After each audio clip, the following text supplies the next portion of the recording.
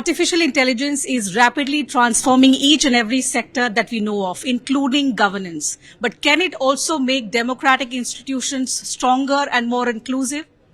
This is one timely discussion that was organized at the AI Impact Summit here at Bharat Mandapam in New Delhi. The Pro-Vice-Chancellor of Sanskriti Vishwavidyalaya, Dr. Chinmaya Pandya, who organized this important and timely session, joins us now to give us a sense of what really came out of that discussion and how artificial intelligence going forward for the largest democracy can become more and more inclusive. Dr. Pandya, thank you for speaking with us. It was a remarkable session, but give us and our viewers a sense of what was the most powerful insight that came out of the discussion that focused around how artificial intelligence can make our democratic institutions much stronger, and in the Indian context, because we happen to be the world's largest democracy. It's a wonderful question, Teena Jha, and this is the concern that we all had for quite some time, because India is the largest democracy in the world. Also had the privilege of establishing the first democracy of the world. Lichavi Ganaraj and Vaishali did it, and no doubt in the development of AI, in the dissemination of AI, India is not only the largest consumer of the AI, but also one of the largest builder, exporter, deployer of the AI. It has the most vibrant AI ecosystem in the world. And considering all these two things, no one really knows that one foundation of the democracy which is coming on the basis of transparency, accountability, honesty, equality and trust, and AI which is coming on the basis of data optimization, automation. If these two very diverse looking systems, they intersect, then what would be the real outcome of it? And we wanted to explore that. So the question that we wanted to explore is not how AI would be used in democracy, but to make sure that AI itself is used democratically. And the reason to ask that question is reasonable and fair in my opinion, because AI, in spite of the fact that it can provide you a democratic renewal, because it can most certainly help the governments to become more responsive, evidence driven, improve the service delivery, reduce the corruption.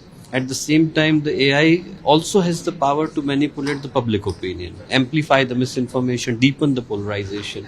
We have got a classic case in front of us where in Romania, the Constitutional Court had to cancel the presidential elections because it was fiddling with the presidential elections. Now imagine that something that was a speculation 2 years ago is becoming a reality right in front of us.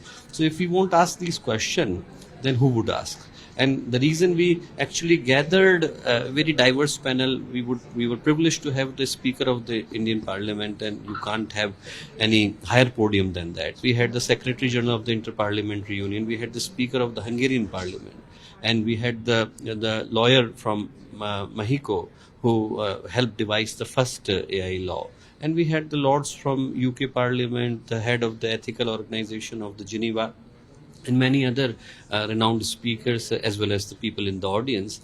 The reason we had a diverse kind of the podium is because solving this issue, that the question that you asked, is not a duty of one person. AI technologists cannot devise the technology on their own, and the regulators cannot regulate on their own, and we cannot criticize on our own. It requires a collective intelligence. It requires everyone to participate and everyone to find a solution. It's the responsibility of everyone, because AI is influencing democracy for sure. The real question is that how democracy would influence the AI. Absolutely. But in context of India, do you think our democratic principles, our civilizational ethos give us a distinct, unique approach to how we are presenting AI to be? We want AI to not just stand for artificial intelligence, we want AI to be all-inclusive as well. India has got three unique things that no probably other country has. Number one, it's very uniquely placed in the AI ecosystem. It has the largest digital population, and it also has because of that, it is a living laboratory of the AI safety. If anything would fail here, it would not affect you and me, it would affect hundreds of millions of people. So one thing is for sure, that no failure here would remain unanswered. And second, a bigger challenge is that AI is the bridge between global north and global south. So most of the countries in Asia, Latin America, Africa, they look at India with hope and optimism, because we share the same linguistic diversity and same kind of governance constraints. if you only make an AI for the high income and low population countries, it's going to fail 6 billion people. So you have to have India on the table. And third, which is often underappreciated, India brings a very deep philosophical, spiritual and ethical dimension to this discussion. And is classical example of it. India has 27 official languages, 3 more than the entire Europe. So you can imagine, if anything has to work, it has to work in India before it works anywhere else. Since you spoke about the philosophical and the cultural aspect, one last question before we wrap up the conversation. At a time when we are trying to balance, and you've often spoken about responsible use of AI. I have had the opportunity to hear your interventions before, and you've emphasized how it's important to keep in mind the responsible use of AI. Do you think alongside the technological and legal aspects, the spiritual and the philosophical aspects also have to be given their due importance when talking about AI?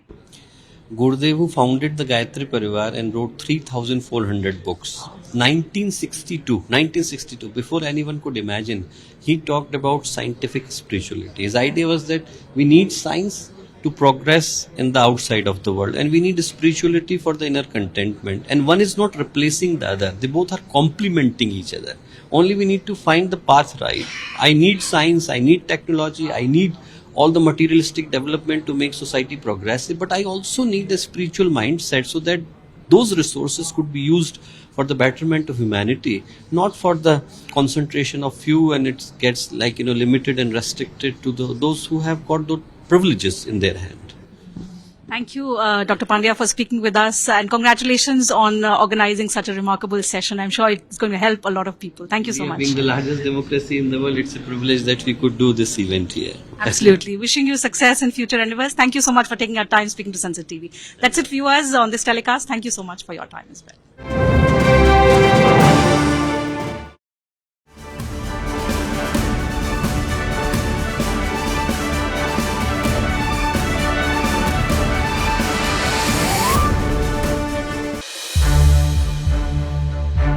To watch more programs of Sansad TV, subscribe to our YouTube channel and don't forget to like and share them.